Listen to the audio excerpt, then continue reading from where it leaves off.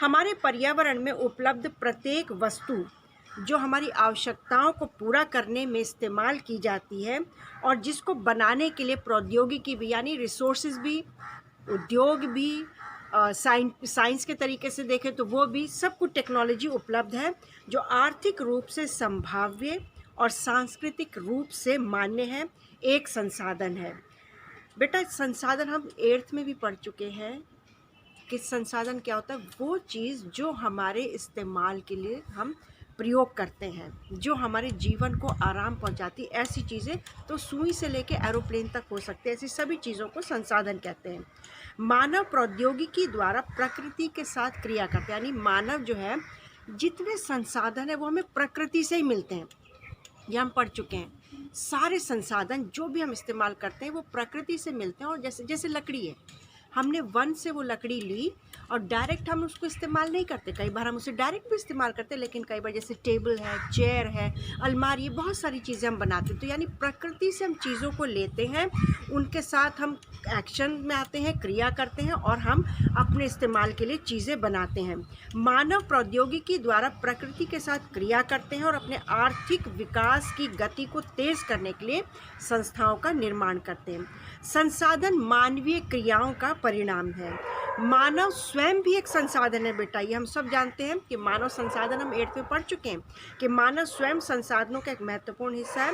वो पर्यावरण में पाए जाने वाले पदार्थों को संसाधनों में परिवर्तित करते हैं, यानी पर्यावरण में या प्रकृति में जो भी संसाधन पाए जाते हैं उसको अपने इस्तेमाल के लिए, अपनी सहूलियत के मुताबिक वो परिवर्तित करता है और उन्हें प्रयोग करता है। इन संसाधनों का कुछ हम तरीके से वर्गीकरण करेंगे, बांट सकते हैं कि कौन कौन से संसाधन होते हैं।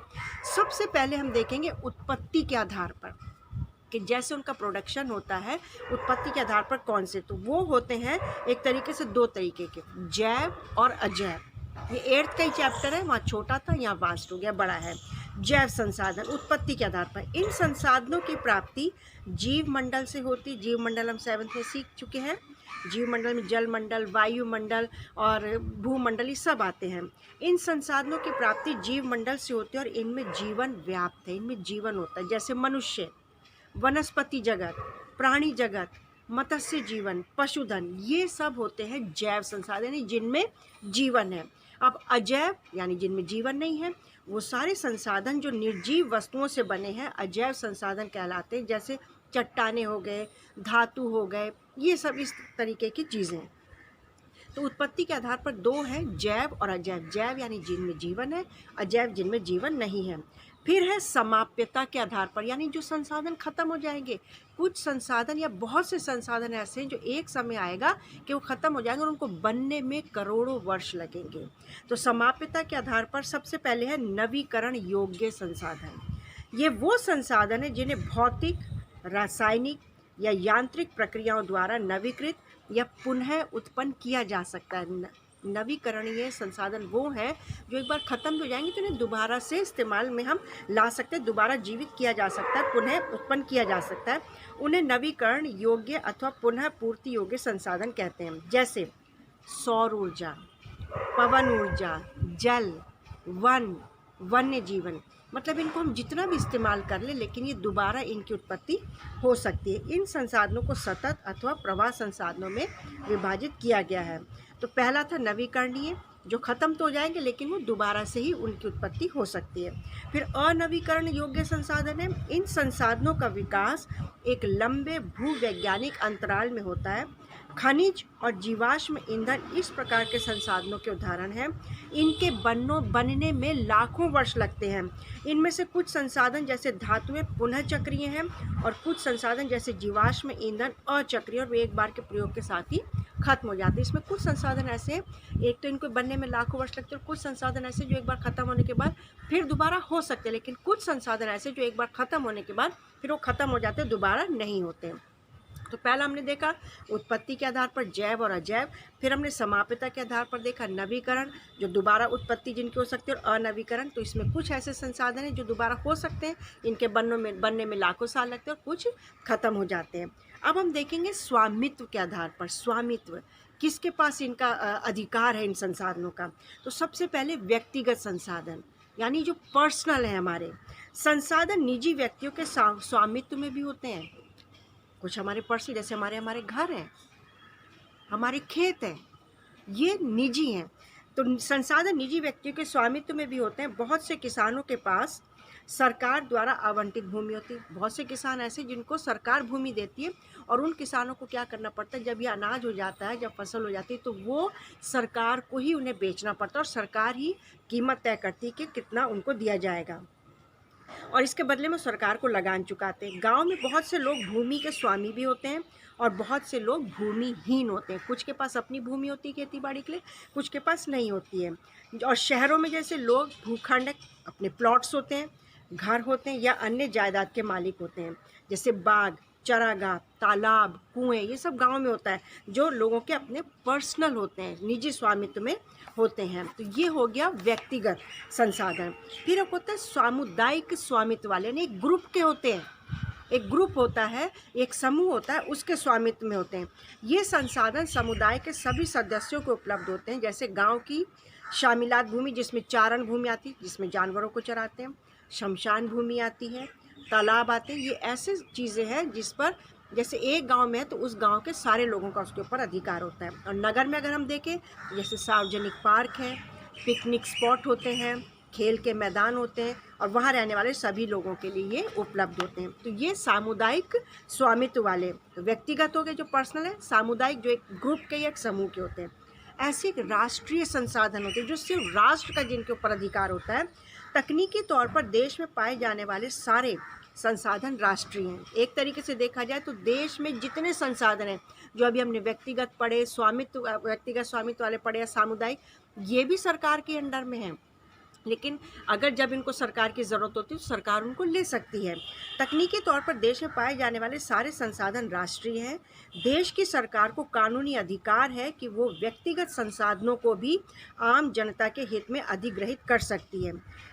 हमने देखा होगा हमारे दिल्ली राज्य में कुछ समय पहले या अभी भी मेट्रो जब बन रही थी, तो जो उस मेट्रो की जगह पर घर आए, या किसी की ज़मीन आई, या किसी की दुकान आई, तो उसको हटा दिया गया वहाँ से। हालांकि उनको पैसा दिया गया, लेकिन सरकार के आगे कुछ नहीं बोल सकते, क्योंकि वो सरकार को अपना काम वहाँ करना ही है। तो सरकार जहाँ जहाँ से मेट्रो लाइन निकल रही थी, अगर उस मेट्रो लाइन में जहाँ बनाई जा रही थी, अगर किसी का घर आ रहा है, किसी की दुकान आई, तो उसको हटा दिया गया और वहाँ से मेट्रो लाइन निकाली गई। तो वो ये कह रहे हैं कि देश की सरकार को कानूनी अधिकार है कि वो व्यक्तिगत संसाधनों को भी आम जनता के हित में अधिग्रहित कर सकती है। आपने देखा होगा कि सड़कें, नहरें, रेल लाइनें व्यक्तिगत स्वामित्व वाले खेतों में बनी होती हैं। शहरी विकास प्राधिकरणों को सरकार ने भूमि अधिग्रहण का अधिकार दिया है। सारे खनिज पदार्थ, जल संसाधन, वन, वन्य जीवन, राजनीतिक सीमाओं के अंदर सारी भूमि, 12 समुद्री मील, महासागरीय क्षेत्र, और इसमें पाए जाने वाले संसाधन राष्ट्र की संपदा। यानी जो भी हमारे देश में नदियाँ हैं, जो भी हमारे देश में तालाब हैं, वो सब हमारे देश की सरकार के अंडर में आती है, राष्ट्रीय संसाधन है। अब एक होता है अंतर्राष्ट्रीय, इंटरनेशनल रिसोर्सेज, अंतर्राष्ट्रीय संसाधन। कुछ अंतर्राष्ट्रीय संस्थाएं संसाधनों को नियंत्रित करती हैं, जैसे तट रेखा, समुद्री तट है ना, समुद्री तट रेखा से 200 समुद्री मील की दूरी से परे खुले हुए महासागरीय संसाधनों पर किसी देश का अधिकार नहीं। यानी मान लो अगर कोई महासागर है, उससे 200 मील की दूरी तक किसी राज्य का या किसी देश का कोई अधिकार नहीं, वो अंतर्राष्ट्रीय संस्था के अंडर आएगी। इन संसाधनों को अंतर्राष्ट्रीय संस्थाओं की सहमति के बिना उपयोग नहीं किया जा सकता है। अब हम देखेंगे विकास के स्तर पर। अभी हमने देखा उत्पत्ति के आधार पर जैव अजैव, समाप्यता के आधार पर देखा नवीकरणीय और अनवीकरणीय, स्वामित्व के आधार पर देखा व्यक्तिगत, सामुदायिक, राष्ट्रीय और अंतर्राष्ट्रीय। अब हम देखेंगे विकास के स्तर पर कौन कौन से संसाधन हैं। पहला है संभावी संसाधन। ये वो संसाधन है जो किसी प्रदेश में विद्यमान होते हैं परंतु इनका उपयोग नहीं किया गया है। जैसे भारत के पश्चिमी भाग, विशेषकर राजस्थान और गुजरात में पवन और सौर ऊर्जा, सोलर एनर्जी जो है, सौर ऊर्जा संसाधनों की अपार संभावना बहुत है वहाँ पर, लेकिन इनका सही ढंग से विकास नहीं हुआ है। तो ये संभावी यानी चीज़ तो है, संसाधन तो है, लेकिन इनका उपयोग नहीं किया गया है। फिर है विकसित संसाधन। ये वो संसाधन है जिनका सर्वेक्षण किया, यानी जिनको ढूंढ लिया गया है और उनके उपयोग की गुणवत्ता और मात्रा निर्धारित की जा सके, उनका उपयोग भी देख लिया कि हमारे लिए कितने लाभदायक हैं। विकसित संसाधन कहलाते हैं। संसाधनों का विकास प्रौद्योगिकी और उनकी संभाव्यता के स्तर पर निर्भर करता है। फिर है भंडार। अब संसाधन है तो उनका भंडारण भी तो ज़रूरी है ना, उनको स्टोर करना। पर्यावरण में उपलब्ध वो पदार्थ जो मानव की आवश्यकताओं की पूर्ति कर सकते हैं, परंतु उपयुक्त प्रौद्योगिकी के अभाव में उसकी पहुंच से बाहर है। यानी कुछ संसाधनों की हमने खोज कर ली, लेकिन अभी हमारे पास ऐसे रिसोर्सेज नहीं है कि उन संसाधनों का हम सही ढंग से प्रयोग कर सके, तो उनको हम भंडारण करते हैं, उनको स्टोर कर देते हैं। जैसे जल 2 गैसों हाइड्रोजन और ऑक्सीजन का यौगिक है। जैसे जल 2 गैसों हाइड्रोजन और ऑक्सीजन का यौगिक हम साइंस में पढ़ते हैं। जो पानी है वो हाइड्रोजन और ऑक्सीजन का यौगिक है। हाइड्रोजन ऊर्जा का मुख्य स्रोत बन सकता है, परंतु इस उद्देश्य से इसका प्रयोग करने के लिए हमारे पास नई टेक्निक या उन्नत टेक्निक नहीं है, तो इसका भंडारण किया जाता है। संचित कोश, यह संसाधन भंडार का ही हिस्सा है जिन्हें उपलब्ध तकनीकी ज्ञान की सहायता से प्रयोग में लाया जा सकता है, परंतु इनका उपयोग अभी आरंभ नहीं हुआ है। इनका उपयोग भविष्य में आवश्यकता पूर्ति के लिए किया जाए। यानी ये वो संसाधन है जिनको भंडार तो कर लिया गया है, लेकिन इनका फ्यूचर में हम इस्तेमाल करेंगे। जैसे नदियों के जल को विद्युत पैदा करने में प्रयोग किया जा सकता है, परंतु वर्तमान समय में इसका उपयोग सीमित पैमाने पर ही हो रहा है। इस प्रकार बांधों में जल, वन आदि संचित कोश है जिनका उपयोग भविष्य में किया जा सकता है। अब संसाधनों का विकास, अब हमको मालूम है संसाधन बहुत ज़रूरी है, यानी जितनी भी चीज़ें हम इस्तेमाल करें वो सब संसाधन हैं, तो संसाधनों का उपयोग बहुत ज़रूरी है, तो इनका विकास करना भी ज़रूरी है। संसाधन जिस प्रकार मनुष्य के जीवन यापन के लिए अति आवश्यक है, उसी प्रकार जीवन की गुणवत्ता बनाए रखने के लिए भी महत्वपूर्ण है। ऐसा विश्वास किया जाता था कि संसाधन प्रकृति की देन है। परिणाम स्वरूप मानव ने इनका अंधाधुंध प्रयोग किया, जिससे निम्नलिखित मुख्य समस्याएं पैदा हो गई। मतलब मिसयूज़ किया, अंधाधुंध प्रयोग किया।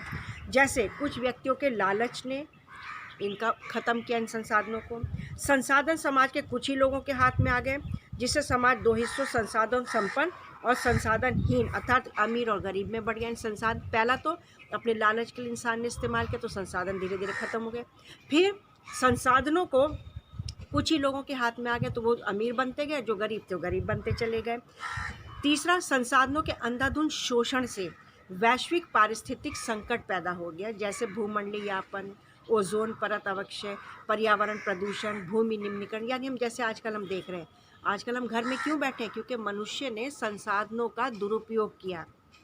एक तरीके से हम जेल में बंद होकर बैठ गए घरों में, बाहर निकल नहीं सकते, एटमॉस्फेयर इतना ख़राब है, कोई भी हमें वायरस छू सकता है, बीमार पड़ सकते हैं। ये किस वजह से हुआ? ये संसाधनों के दुरुपयोग की वजह से ही हुआ है। ग्लोबल वार्मिंग, प्रदूषण, इन सब से सृष्टि खराब हो गई बेटा, और इससे क्या हुआ कि हमें ही नुकसान हो गया है। मानव जीवन की गुणवत्ता और विश्व शांति बनाए रखने के लिए संसाधनों का समाज में न्याय संगत बंटवारा आवश्यक हो गया है। यदि कुछ ही व्यक्तियों और देशों द्वारा संसाधन का वर्तमान दोहन जारी रहता है, तो हमारी पृथ्वी का भविष्य खतरे में पड़ सकता है। इसलिए हर तरह के जीवन का अस्तित्व बनाए रखने के लिए, हर तरह के जीवन यानी मनुष्य का भी, पशु पक्षियों का भी, जानवरों का भी, पेड़ पौधों का भी, जितने भी जैव हैं जिनमें जीवन है, अस्तित्व बनाए रखने के लिए संसाधनों के उपयोग की योजना बनाना अति आवश्यक। यानी कि योजना बनानी ज़रूरी है ताकि हम अच्छे से जी सकें। सतत अस्तित्व सही अर्थ में सतत पोषणीय विकास का ही एक हिस्सा। तुम सोचोगे सतत पोषणीय विकास क्या है मैडम, पता नहीं क्या पढ़ा रही हैं।